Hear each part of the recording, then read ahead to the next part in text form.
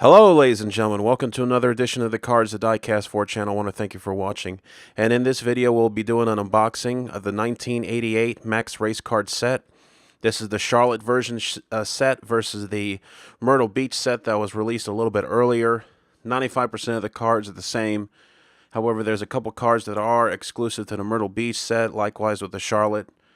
But nonetheless, though, this is a very near and dear set of cards to me.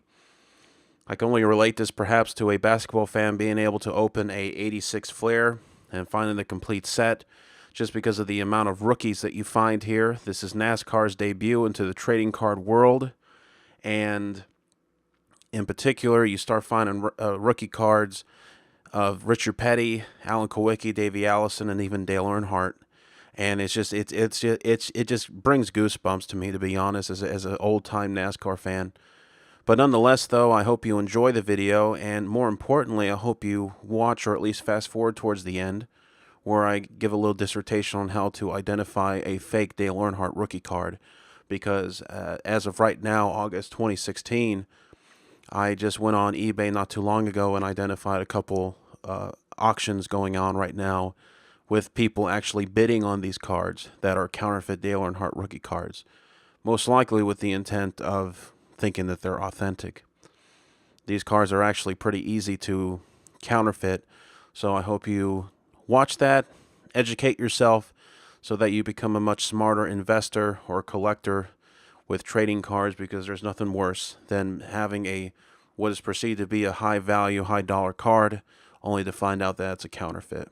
So I hope you enjoy this video, and please like and subscribe all my videos, and let's get to it.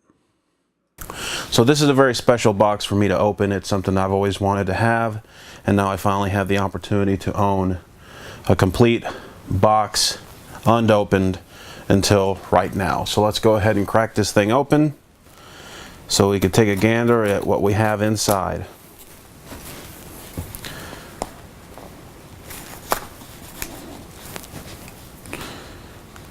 You go through it one more time, and yep. The box consists of 100 cards, and as we open the thing here,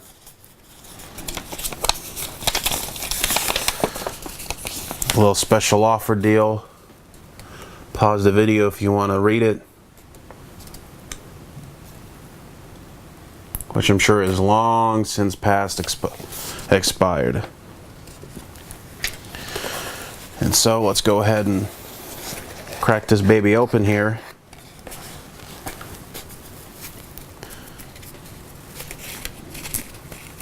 It has little dividers, it looks like every 10 cards or so. And the way, ooh, is this the Myrtle Beach?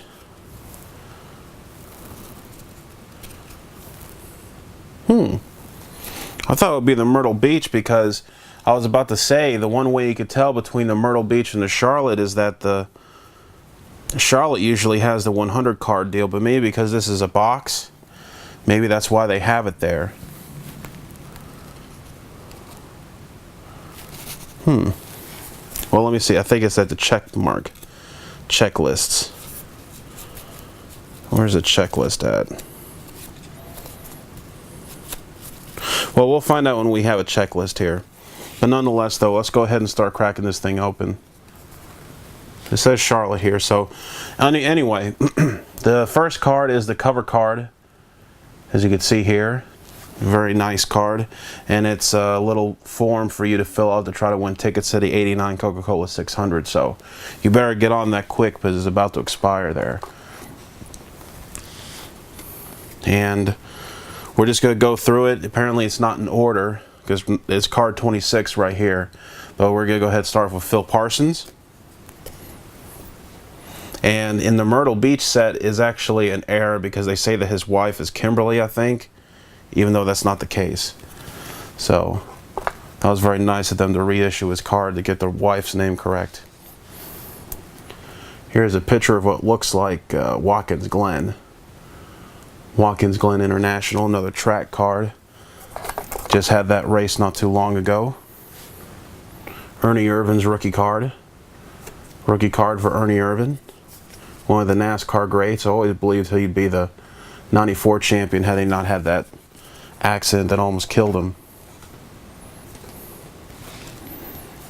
Here's a picture of Davey Allison's car in that sweet paint scheme that he had.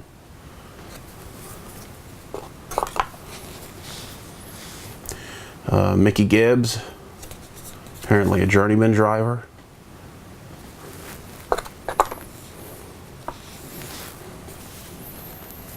Here's a picture of, I think that's Ricky Rudd and Richard Petty.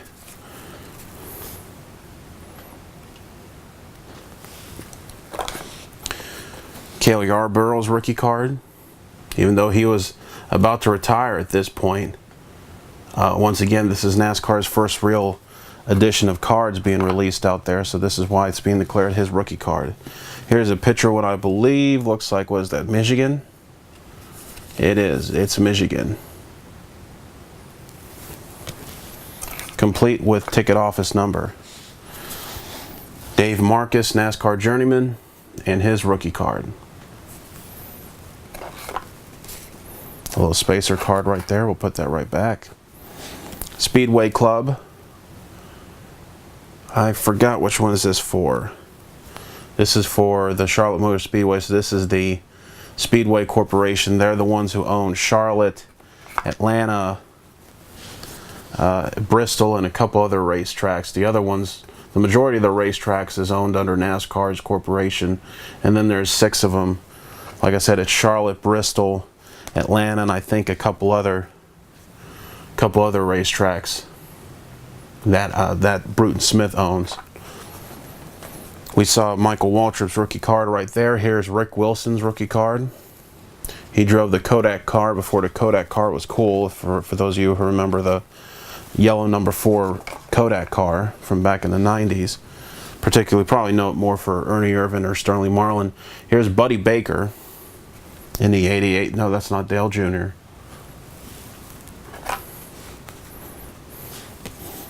Card of Brad Teague. Apparently another journeyman.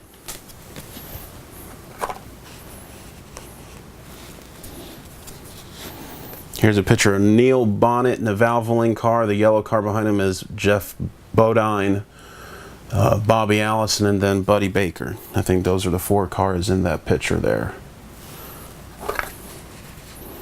Bobby Hillin Jr., who I think was able to snake out a victory at one point in Talladega. Yeah, I think that's the only victory he ever had.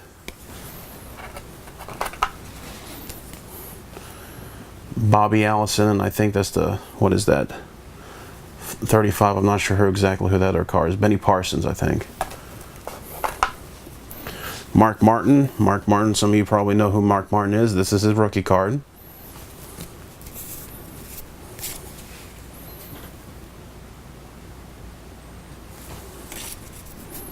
Let's go ahead and slide this back in there with the divider. Oop. Don't want to bend the corners here. Might get some of these cards graded. Davey Allison, and a card memorializing, if you will, or recognizing his Rookie of the Year. But that is not his rookie card. Morgan Shepherd, that's his rookie card. Once again, all the cards here of all the drivers, this is their rookie card. In NASCAR, I believe it's a little different in that it's pretty much the first major card that is released of you. That is your rookie card. So even if you had a card made back when you was driving in the late models or dirt tracks around the Saturday night rings across the country, and then you one day make it to Sprint Cup or whatever the sponsor is by the point that you watch this video, that is your rookie card and not the card that you made when you was in the top tiers of NASCAR. So it's very hard to sometimes decipher who exactly or what exactly is the rookie card for some of these cards, or for some of these drivers rather. Dale Earnhardt and Davey Allison battling it out at Charlotte. Chevrolet versus Ford. Ah, the good old days, the good old days. Buddy Arrington.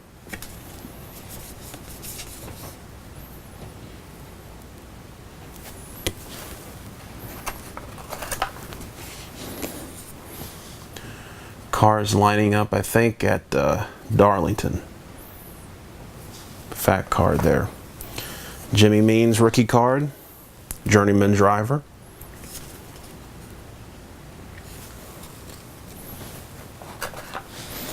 Another spacer card, or spacer, we'll put right there.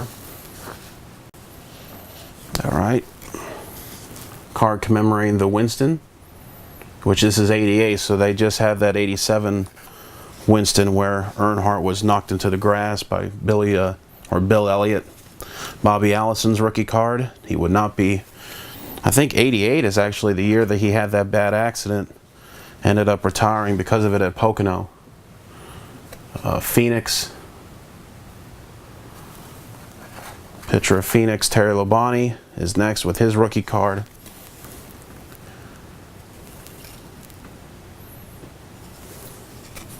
Texas Terry Labonte. When I really started watching NASCAR a lot as a kid, 96 was the first year I think I watched virtually every race, and that was the year that he won. He won his first championship in 84 and then won his second one in 96, so I think that's the longest stretch in between championships, 12 years. J.D. McDuffie right there, he died in an accident at Watkins Glen. The reason why you have that funny bus stop, they call it the bus stop chute now, at Watkins Glen, is because that used not to be there.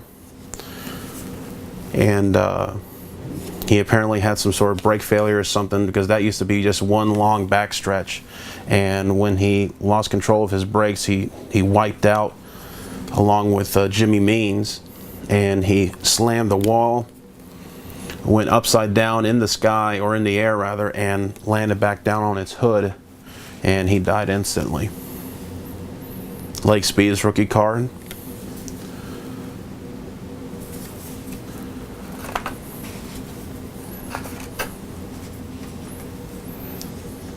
Bill Elliott, I believe he won the most favored driver, the most popular driver, I think literally 15 or 16 years in a row. In fact, in 2001, they had to take his name out. He said that he voluntarily took his name out, but they had to take his name out so that Dale Earnhardt could be selected the most popular driver, which kind of defeats the purpose, even though the man was dead. That was quite cheesy. The card we just saw previously was Neil Bonnet. He died in a practice accident going into the 1994 Daytona 500. I think he just blew a tire and the car slammed driver's side into the wall in turn 4 around the same place where Earnhardt was killed. And just a couple days after that, a driver named Rodney Orr got into an accident on the backstretch at Daytona and he was killed. So 2 drivers died in anticipation for the 1994 Daytona 500. Sterling Marlin, that's his rookie card. He drove the number 4 Kodak car for a while, and then he also drove the 40 Coors Light car. Would have won the 2002 championship had he not gotten into an accident at Richmond. After that, his career never recovered. So if you want to see the career-ending accident, he continued the race for several years, but the injury probably took his ability to really be at the top of his game. It's the 2002 night Richmond race, and that accident caused him to have a severe injury that he didn't realize until about 4 weeks later when he had another accident at Kansas, and he was the points leader at the time, and then after that it was over. So tough break for Sterling Marlin. Dale Earnhardt card, talking about him being the champion, but this is not his rookie card. Dave Fletcher, or Felcher, another journeyman. Card for, what is that, Richmond. Hutch Strickland. I remember him driving the Circuit City car for the Stavola brothers.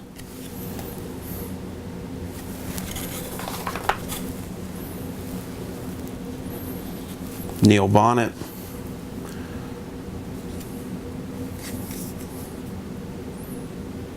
He actually was driving that car, and Ernie Irvan caused an accident at Darlington, I think in 1990, that caused him to have a severe injury that took him out of the driving deal for about 2-3 years.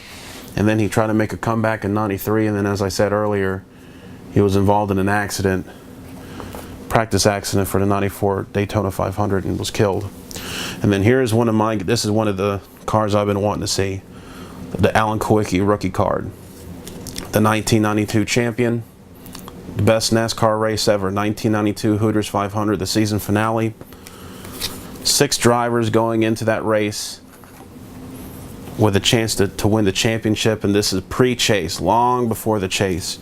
So this was an organic championship race that was great from beginning to end, and he wound up being the champion. But unfortunately, this was in November of '92. By March of '93, he was killed in a plane crash with the son of the owner of Hooters restaurants, because that was his sponsor at the time, along with the pilot and another individual. They crashed as they was trying to get their way to Bristol for the Bristol race, the Bristol Spring Race.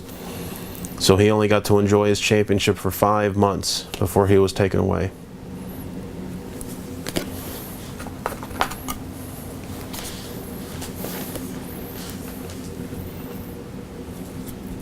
Martinsville Speedway, NASCAR's shortest track. Richard Childress, who was the owner of Dale Earnhardt's car for the whole entire time he drove the 3 car. Bill Elliott owns NASCAR's record for the fastest lap, although this was pre-restrictor plate. If they were to, that lap was 212 miles an hour.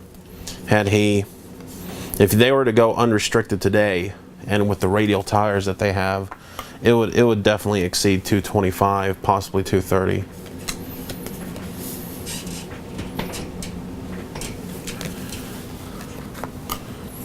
Larry Pearson, the only thing I know about him was that his car is part of the 6 cars that I'll be showcasing here when I make the switch to a die-cast oriented channel. Here's a schedule. And yes, this is the Maxx Charlotte set. Because the Myrtle Beach, you would see Myrtle Beach written down there instead of Charlotte. The only thing I know about Larry Pearson was that here's another Dale Earnhardt Pit Crew card. Is that he's part of the 6 cars that consisted of the Racing Champions flat bottom set, which I'll be debuting here in a little bit when I start making the switch to die-cast versus all these cards. These cards are pretty expensive, and I already have a rich collection of die-cast, so I'll stop spending money here soon on the cards and start investing more in the die-cast to show them off here, and that'll be one of the cards or die-cast that I'll be showing. Here is a picture of, what is this, Atlanta, the old Atlanta configuration. Dale Jarrett's rookie card. Dale Jarrett's rookie card.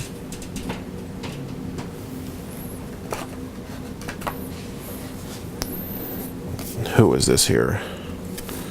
Benny Parsons, good old BP. I think it was the 73 champion or the 73 Daytona 500 winner, one of those two, but I mainly know him for being in the booth with Bob Jenkins and Ned Jarrett for all those great ESPN coverage. He'll never go back to those days again, and never will. Rusty Wallace in the 27 at the time, who was my favorite driver. Although I never knew that he drove a Pontiac. I always thought he drove Fords, because I'm a Ford guy. And I didn't know that he drove a Pontiac. In fact, had his best years in a Pontiac. Had I known that, I probably never would have had him as a favorite driver. Another schedule.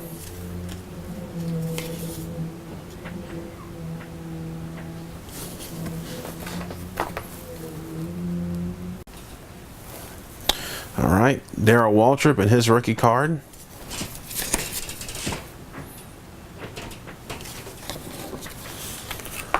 Good old DW. He works on the Fox booth now, calling races. And then here is Dave Marcus. Dave Marcus, he was another journeyman. Rusty Wallace, as I said, he was my favorite driver. Here's his rookie card. Rookie card for Rusty Wallace.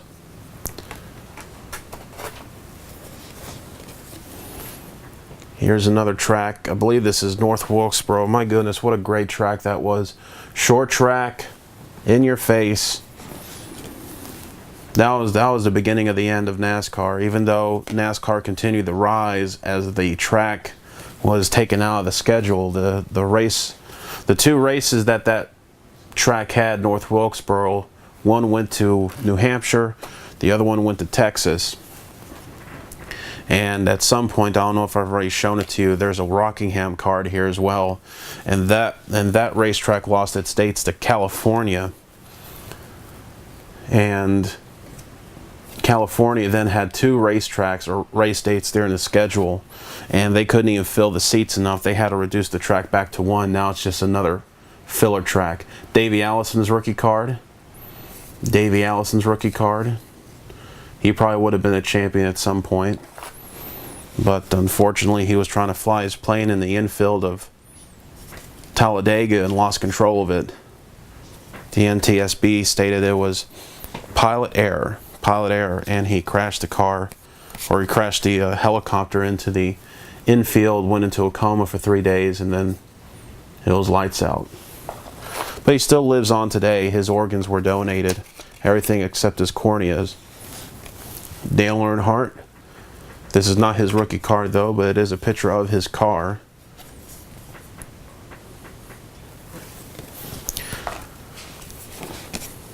Trevor Boys. Not Trevor Bain, Trevor Boys. Another journeyman, it looks like. I like the back of the cards, how they have statistics. A lot of cards nowadays, they don't have statistics. An old racetrack, Riverside International. I believe they tore that track down in order to make a housing and a mall complex, because they said it was going to be one of the biggest cities. Now I hear it's just nothing but gang related stuff. BP right there, that's his rookie card. Good old Richard Petty again.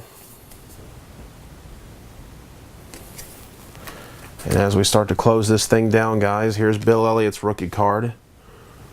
Bill Elliott's rookie card.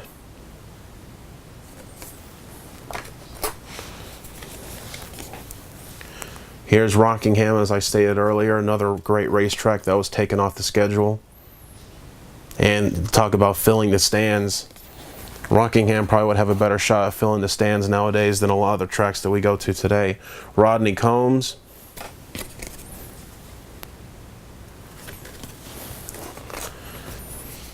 Here's another schedule.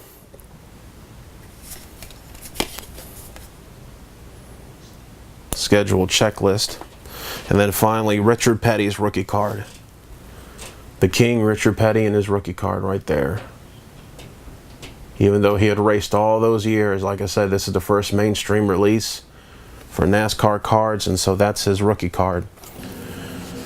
Alrighty then, at some point I showed you guys this card here. This card that's talking about the Chevrolet Monte Carlo and its dominance. You see how it's card number 99? This was actually supposed to be for Dale Earnhardt. That was supposed to be his rookie card slot.